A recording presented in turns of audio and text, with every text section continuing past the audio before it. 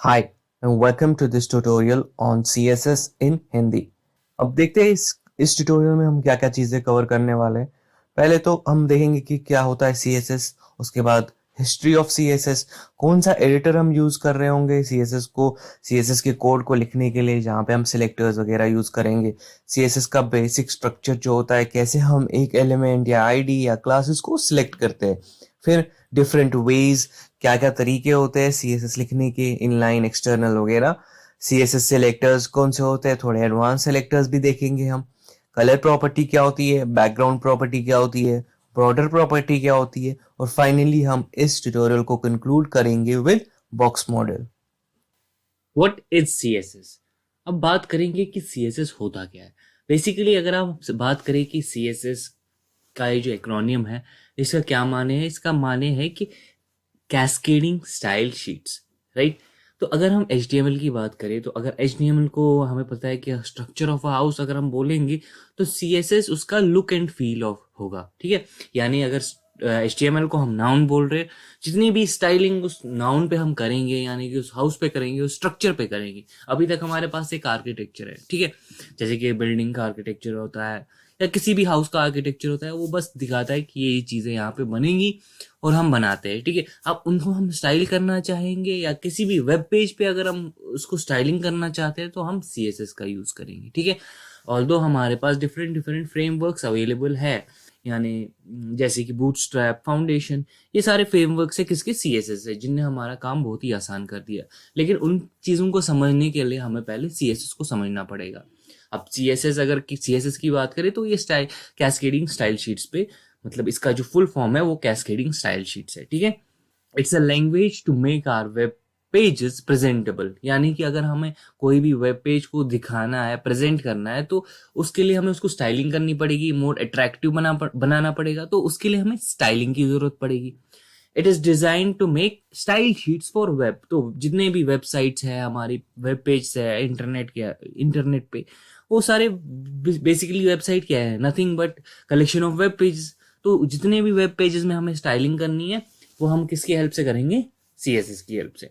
अब इस एक्रोनियम जो है हमारे पास, कैस्केडिंग स्टाइल और शीट, इसको एक एक करके ब्रेक करते हैं। कैस्केडिंग का मतलब होता है फॉलिंग ऑफ स्टाइल्स, ठीक है। अब इस चीज का मतलब क्या होता है, फॉलिंग ऑफ स्टाइल्स, हम देखेंगे कि कैसे एक स्टाइल, यानी एक कुछ, जैसे फॉर एग्जांपल हमने टेक्स्ट कलर चेंज किया हुआ है, ठीक है, स्टाइल कर दिया उसमें, पेज पे टेक्स्ट कलर को हमने चेंज कर दिया, तो हम देखेंगे कैसे एक टेक्स्ट कलर की जो प्रेफरेंस है या प्रायोरिटी है, वो कम हो जाती है एज कम्पेयर टू कोई दूसरा। अगर उस पर हमने अप्लाई कर दिया, सेम टेक्स्ट कलर हमने चेंज करना चाहा और दूसरी कोई एट्रीब्यूट लगाया या दूसरे किसी तरीके से किया, तो वो स्टाइल फॉल ऑफ हो जाता है, वो गिर जाता है, उसके ऊपर नया स्टाइल चढ़ जाता है। तो उसका मतलब होता है कैस्केडिंग। अब स्टाइल क्या होता है, बेसिकली जितने भी स्टाइलिंग हम अपने HTML टैग्स के ऊपर करेंगे, उनको हम स्टाइलिंग बोलते हैं, एडिंग डिजाइन एंड स्टाइल्स और styles to our HTML tags. उसके बाद शीट्स की बात करें, तो शीट्स क्या है, जितने भी हमारे वेबसाइट्स है वो कलेक्शन ऑफ शीट्स ही है, तो है कलेक्शन ऑफ वेब पेजेस है। तो वेब पेजेस के ऊपर डिफरेंट डिफरेंट डॉक्यूमेंट्स को हम, जैसे फॉर एग्जांपल कोई हमारा HTML डॉक्यूमेंट है और उसमें हम CSS लगाना चाहते हैं, तो डिफरेंट डिफरेंट डॉक्यूमेंट्स हम इंडिविजुअली उनके साथ अटैच कर सकते हैं, ठीक है। राइटिंग और स्टाइल्स इन डिफरेंट डॉक्यूमेंट्स। अब डिफरेंट डॉक्यूमेंट्स क्यों है, क्योंकि हम सेपरेशन ऑफ कंसर्न्स को यहाँ पे फिर से दिमाग में रख के चलेंगे। क्या होता है सेपरेशन ऑफ कंसर्न, यानी कि अगर आपका HTML फाइल है जिसमें आप स्ट्रक्चर डिफाइन करते हैं, तो आप उसमें सिर्फ अपना स्ट्रक्चर ही डिफाइन करेंगे, ना कि उसमें स्टाइलिंग डिफाइन करेंगे, ठीक है। और जैसे आपकी स्टाइलिंग उसको जरूरत है, आप उसको स्टाइल करना चाहते हैं, तो उसके लिए आप एक सेपरेट डॉक्यूमेंट बनाएंगे, ना कि उसी में इंक्लूड करेंगे।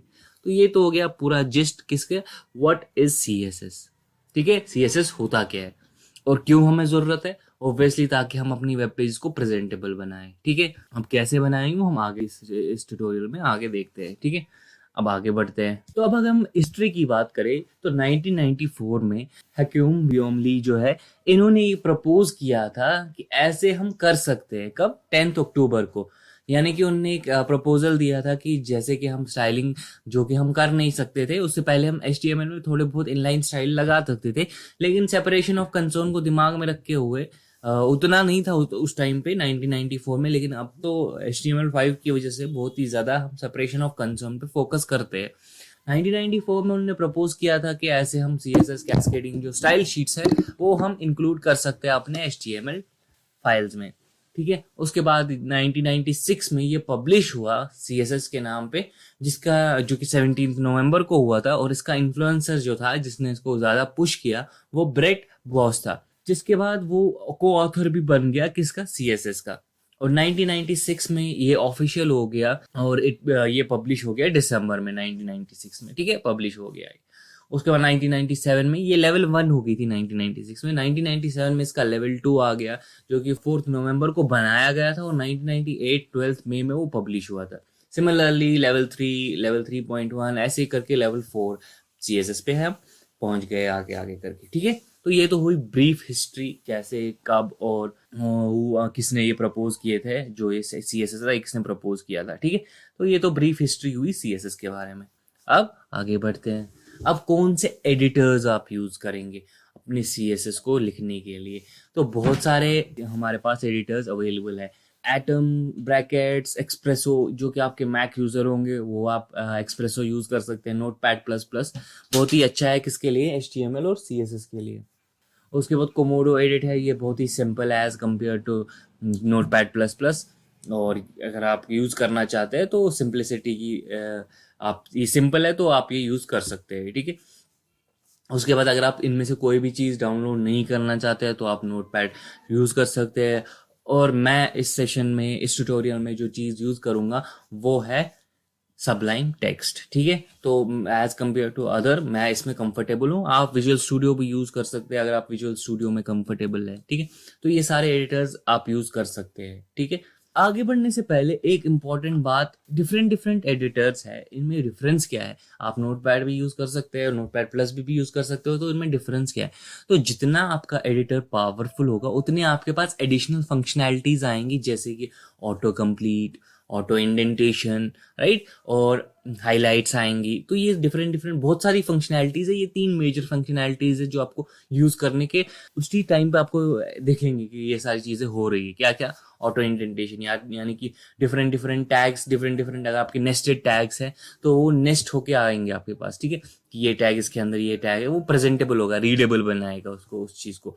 ऑटो कंप्लीट होगा कि आप जस्ट HTML लिखेंगे और वो, और जैसे आप टैब प्रेस करेंगे या कोई भी की प्रेस करेंगे सबलाइन में, अगर आप टैब की प्रेस करते हैं तो ऑटो कंप्लीट होके HTML का स्केलेटन आता है, मैं आपको दिखाऊंगा वो सारी चीज़ें। तो ऑटो कंप्लीट वो चीज़ हुई। हाईलाइट्स हुई कि ये HTML टैग है, यहाँ से यहाँ तक इसका ब्लॉक है, ये हेड टैग है, ये बॉडी टैग है, ये CSS आप अप्लाई कर रहे हैं, ये प्रॉपर्टी है, ये एट्रीब्यूट है। तो ये सारी चीज़ें आपको एडिटर टू एडिटर पता चल जाएंगी कि एडिशनल फंक्शनैलिटीज़ क्या है उनमें, ठीक है।